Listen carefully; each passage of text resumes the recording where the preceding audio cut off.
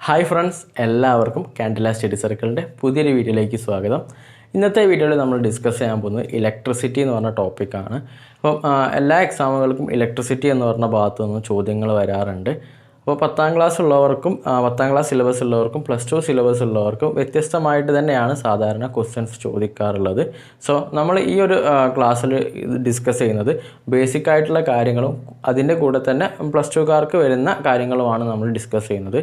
അപ്പോൾ ഇതിൻ്റെ ഒരു ക്വസ്റ്റ്യൻ ആൻഡ് ആൻസർ സെഷൻ നമ്മൾ 2 വീഡിയോകളായിട്ടാണ് ചെയ്യാൻ ഉദ്ദേശിക്കുന്നത്. ഒന്നാമത്തത് പത്താം ക്ലാസ് സിലബസ് ഉള്ളവർക്ക് ചോദിക്കാൻ സാധ്യതയുള്ളതും, ദെൻ രണ്ടാമത്തെ വീഡിയോയിൽ +2 സിലബസ് ഉള്ളവർക്ക് ചോദിക്കാൻ സാധ്യതയുള്ള ക്വസ്റ്റ്യൻസുമാണ് ഡിസ്കസ് ചെയ്യുന്നത്.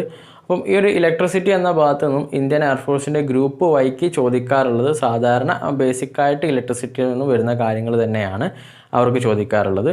ദെൻ ഇന്ത്യൻ എയർഫോഴ്സിൻ്റെ AFCAT, പിന്നെ ഇന്ത്യൻ ആർമിയുടെ MNS, ദെൻ CDS തുടങ്ങിയ എക്സാമുകൾക്കൊക്കെ ഈ ഒരു ഇലക്ട്രിസിറ്റി എന്ന ഭാഗത്തു നിന്ന് സാധാരണ ക്വസ്റ്റ്യൻസ് ചോദിക്കാറുണ്ട്. സോ ഇവിടെ ഡിസ്കസ് ചെയ്യാൻ പോകുന്നത് എല്ലാം ഇമ്പോർട്ടൻ്റ് ആയ കാര്യങ്ങളാണ്. നമ്മൾ എക്സാമിന് വരുന്ന കാര്യങ്ങൾ മാത്രമേ ഇവിടെ ഡിസ്കസ് ചെയ്യുന്നുള്ളൂ. സോ വീഡിയോ നിങ്ങൾ ഫുള്ളായിട്ട് സ്കിപ്പ് ചെയ്യാതെ വാച്ച് ചെയ്യുക. സോ എന്തൊക്കെയാണ് ഈ ഭാഗത്ത് ഉൾപ്പെടുത്തിയിട്ടുള്ള കാര്യങ്ങളൊക്കെ ഒന്ന് നമുക്ക് നോക്കാം.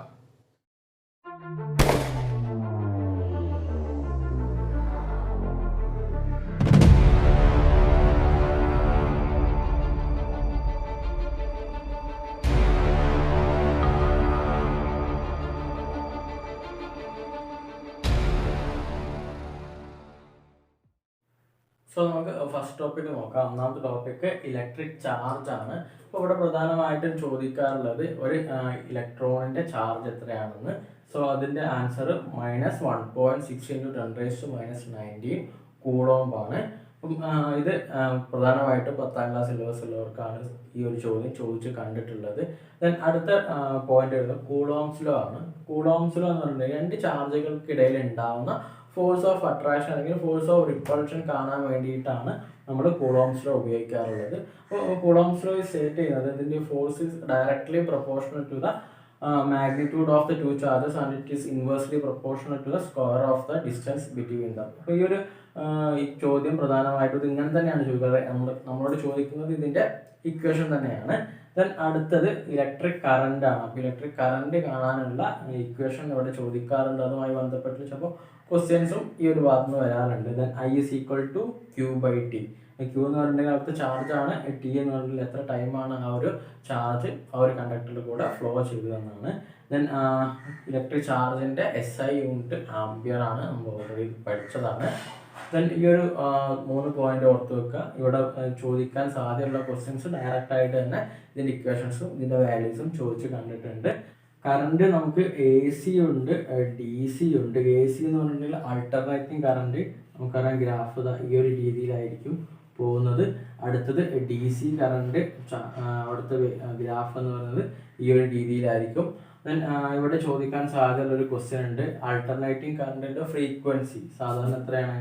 50 ഹെർട്സ് ആണ് ഇന്ത്യയിലുള്ളത്. അപ്പോൾ ശ്രദ്ധിക്കണം, AC കറണ്ടിൻ്റെ ഫ്രീക്വൻസി ചോദിക്കാറുണ്ട്, 50 ഹെർട്സ് ആണ്. ഈ ഒരു ഗ്രാഫ് ശ്രദ്ധിക്കുക, ACയുടെ ഗ്രാഫും DCയുടെ ഗ്രാഫും. ഓക്കെ, അടുത്ത പോയിന്റ് ആണ് EMF. അതിന്റെ ഫുൾ ഫോം ആണ് സാധാരണ ചോദിക്കാറുള്ളത്, ഇലക്ട്രോ മോട്ടീവ് ഫോഴ്സ്. ദെൻ അടുത്തത് ഇലക്ട്രിക് പൊട്ടൻഷ്യൽ ആണ്. ഇലക്ട്രിക് പൊട്ടൻഷ്യൽ എന്ന് പറഞ്ഞിട്ടുണ്ടെങ്കിൽ ഒരു യൂണിറ്റ് പോസിറ്റീവ് ചാർജിനെ ഇൻഫിനിറ്റിയിൽ നിന്നും ഒരു ഇലക്ട്രിക് ഫീൽഡിൽ ഒരു പോയിന്റിലേക്ക് കൊണ്ടുവരാൻ ആവശ്യമായിട്ടുള്ള വർക്ക് ഡണ്ണിനെയാണ് നമ്മൾ പ്രധാനമായിട്ടും ഇലക്ട്രിക് പൊട്ടൻഷ്യൽ എന്ന് പറയാറുള്ളത്. So electric potential V = work by time ആണ് അതിൻ്റെ ഇക്വേഷൻ. ദെൻ പൊട്ടൻഷ്യൽ ഡിഫറൻസ് എന്ന് പറഞ്ഞിട്ടുണ്ടെങ്കിൽ ഈ 2 ഭാഗത്തുള്ള പൊട്ടൻഷ്യൽ വ്യത്യാസത്തെയാണ് നമ്മൾ പൊട്ടൻഷ്യൽ ഡിഫറൻസ് എന്ന് പറയാറുള്ളത്.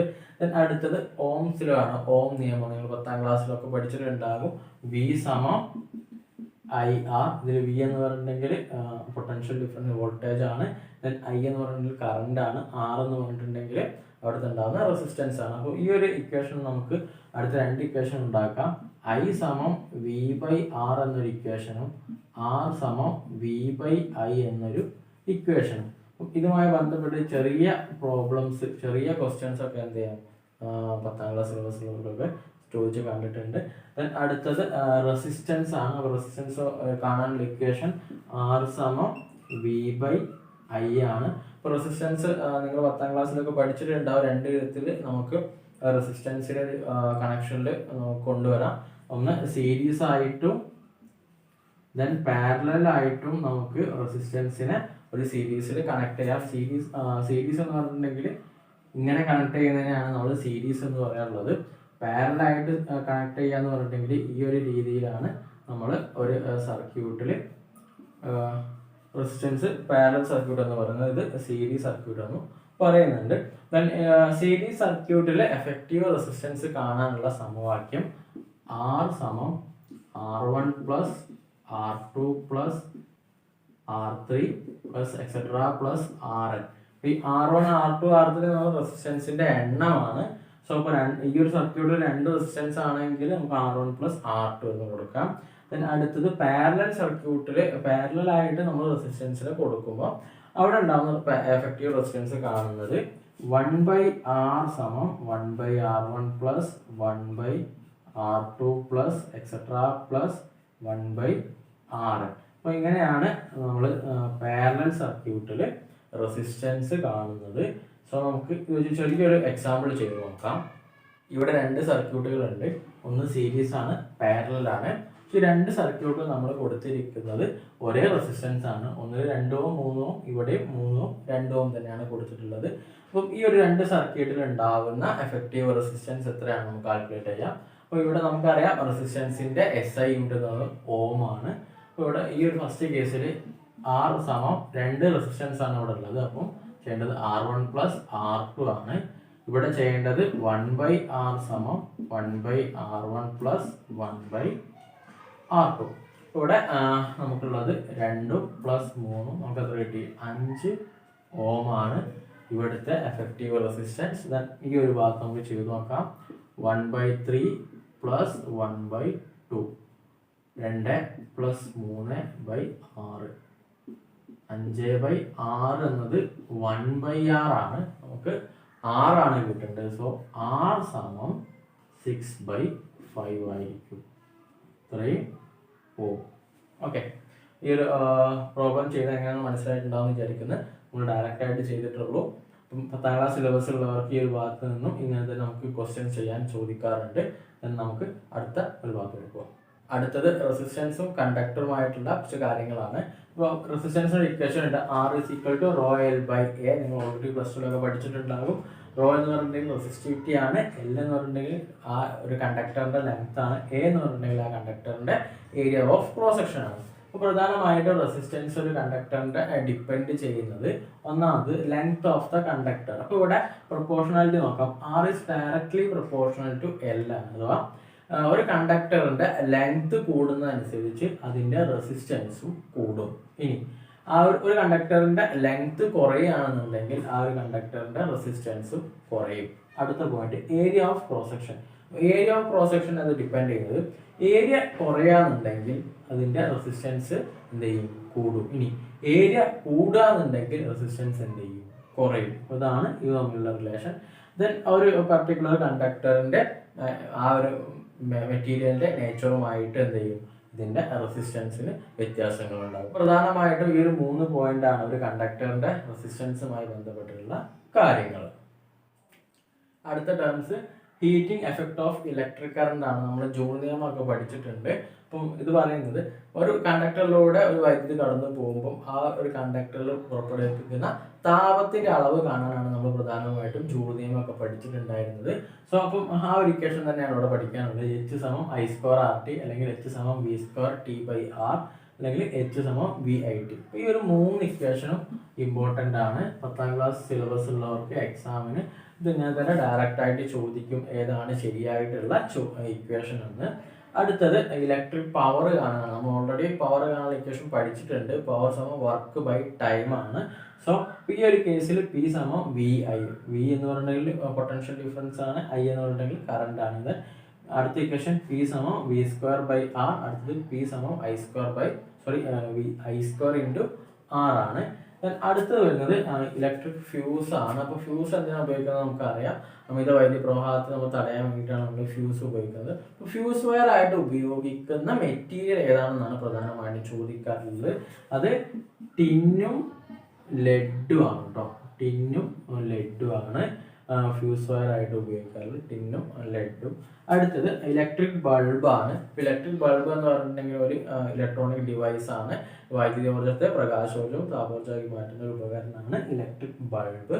അപ്പോൾ പ്രധാനമായിട്ട് ഇവിടെ ചോദിക്കാറുള്ളത് സാധാരണ ഇൻകാൻഡസെന്റ് ലാമ്പ് ഇലക്ട്രിക് ബൾബിലെ ഫിലമെന്റ് ആയിട്ട് ഉപയോഗിക്കുന്ന മെറ്റീരിയൽ ഏതാണെന്നാണ്. അത് ടങ്സ്റ്റൺ ആണ്.